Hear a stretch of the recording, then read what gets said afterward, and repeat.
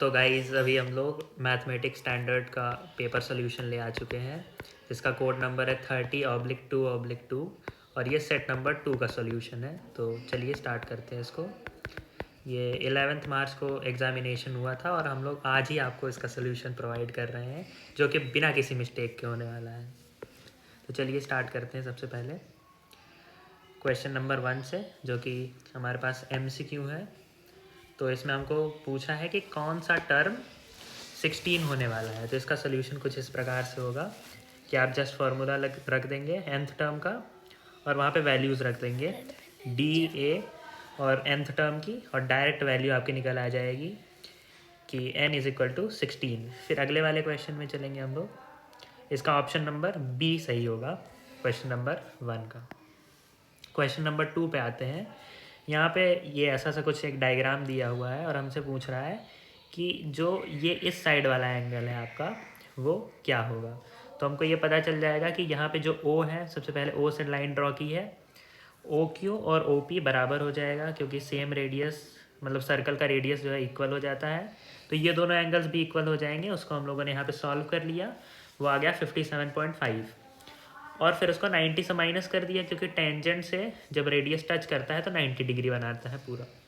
Minus कर दिए, answer आ गया 32.5। ऑप्शन नंबर D करेक्ट हो जाएगा इसका।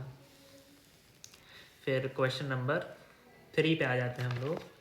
क्वेश्चन नंबर 3 में हमको डायरेक्ट पूछा है कि ये वैल्यूज़ दी हुई है और यहाँ पे दिया हुआ है AP की हमको वैल्यू दी हुई है, AP और BP दो चीज़ें हमको बनाई गई है। तो हमको पहले ये जान लेना है कि जो AP होगा वो BP के बराबर होगा क्योंकि टेंजेंट्स हमेशा इक्वल होते हैं, जो कि एक एक्सटर्नल पॉइंट से ड्रॉ किए होते हैं। यहाँ 90 डिग्री दिया हुआ है हमको।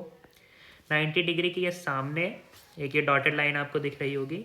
तो 90 डिग्री के जो भी सामने वाला एंगल होता है वो हाइपोटेनस माना जाता है। आप देख लीजिए, जैसे यहाँ पे x और x दिया हुआ है तो दोनों का स्क्वायर करेंगे और अंडर रूट लेंगे तो x√2 आ जाएगा। उसी प्रकार से हम इसको सॉल्व करेंगे तो ये अंडर रूट 50 आ जाएगा, जिसको सॉल्व करने के बाद 5√2 आ जाएगा और इसका आंसर हो जाएगा ऑप्शन नंबर B। फिर अगले वाले क्वेश्चन पे चलते हैं। अब यहाँ पे आपको कॉम्बिनेशन में लिखना है कि कौन सा ट्रायंगल सिमिलर है। तो सबसे पहले हम देखेंगे कौन सा एंगल सिमिलर है। ये वाली आर्क आप देखिए AC, यहाँ से दो एंगल बन रहा है सरकमफ्रेंस पे, तो दोनों बराबर होगा, ये 9th की थ्योरम है।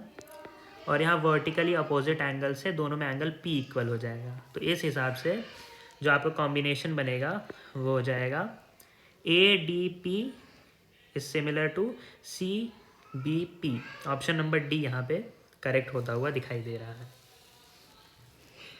अब क्वेश्चन नंबर 5 पे आ जाता है। यहाँ पे हमसे पूछता है कि हम मान लीजिए मीडियन निकालते हैं और फिर सारे मीडियन के वैल्यूज़ में 2 ऐड कर देते हैं, तो हमारा जो नया मीडियन होगा उसके साथ क्या हो जाएगा। तो हम लोगों ने अब ये सिंपल सा आपको समझाने के लिए किया है, नहीं तो ये बहुत ही कॉम्प्लिकेटेड मैनर में हम लोग कर सकते थे, लेकिन बस आपको समझाने के लिए। जैसे मान लीजिए हमने 5 नंबर्स ले लिए 1 2 3 4 5, तो जो हम लोग बीच वाला टर्म है वो हमारा हमेशा मीडियन हो जाता है। अब इसमें सब में 2 2 ऐड कर दिए, तो देखिए पहले हमारा मीडियन 3 आ रहा था, अब मीडियन 5 आने लगा, तो वो 2 से इंक्रीज हो जाएगा और इसका ऑप्शन नंबर A सही होता हुआ दिखाई दे रहा है यहाँ पर।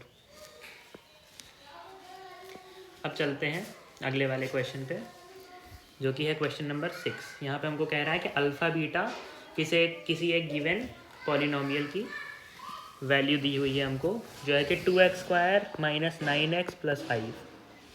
अब अल्फ़ा बीटा की वैल्यू और अल्फ़ा प्लस बीटा की वैल्यू हमको मिल जाएगी -b/a और c/a से। दिमाग आपको बस यही लगाना है कि α² + β² की वैल्यू कैसे आएगी। ये आप देख लीजिए, ये फार्मूला होता है कि अगर हमको a² + b² का निकालना है तो a + b² - 2ab कर देंगे। अब यहाँ कुछ नहीं करना है, बस आपको अल्फ़ा बीटा से रिप्लेस कर देना है। फिर लगा के हम लोग इसको सॉल्व कर लेंगे और 61/4 आ जाएगा आंसर, जो कि ऑप्शन नंबर B हो जाएगा। क्वेश्चन नंबर 7 देखेंगे हम लोग इसके बाद, जहाँ पे कहता है कि एक कोई टीचर है, वो एग्ज़ाम के बाद बच्चे ने कितना मार्क्स ऑब्टेन किया वो निकालना चाह रही है, मतलब ज़्यादातर बच्चों ने क्या मार्क्स ऑब्टेन किया, तो वो यहाँ पे मोड निकालना चाहेगी। ये हो जाएगा इसका आंसर। फिर क्वेश्चन नंबर 8 पे आ जाएंगे हम लोग। अब देखिए इन्फिनेटली मैनी सोल्यूशंस के लिए क्या करते हैं हम लोग कि A1/A2 is equals to B1/B2 is equal to C1/C2 हो जाएगा। तो अब आप यहाँ पे निकाल लीजिए, डायरेक्ट हम लोग A1/A2 कर देंगे तो वहाँ पे 1/2 आ जाएगा। और फिर यहाँ पे देख लीजिए, यहाँ पर कि 1/k आ जाएगा, 1/k इज इक्वल्स टू 1/2, जहाँ पे डायरेक्टली हमारा आंसर आ जाएगा k is equal to 2 cross multiplication पे। ऑप्शन नंबर बी यहाँ सही होता हुआ दिखाई दे रहा है।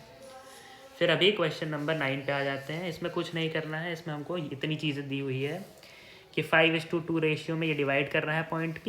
ये 2 पॉइंट्स दिए हुए हैं, आपको कुछ नहीं करना है।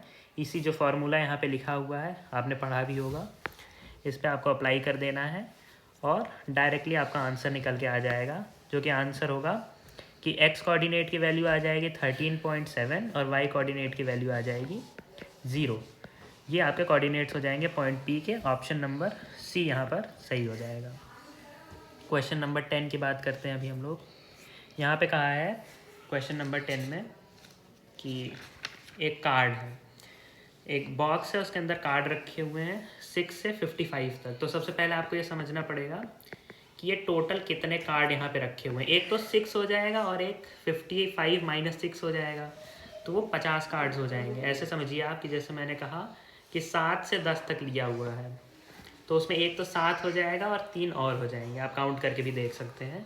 अब ये परफेक्ट स्क्वायर हो जाएगा 9, 16, 25, 36, 49। इसके बाद जाएंगे आप तो 64 आ जाएगा, जो कि 55 के आगे जाने लगेगा।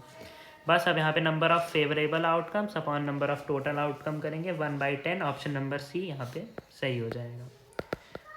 और क्वेश्चन नंबर 11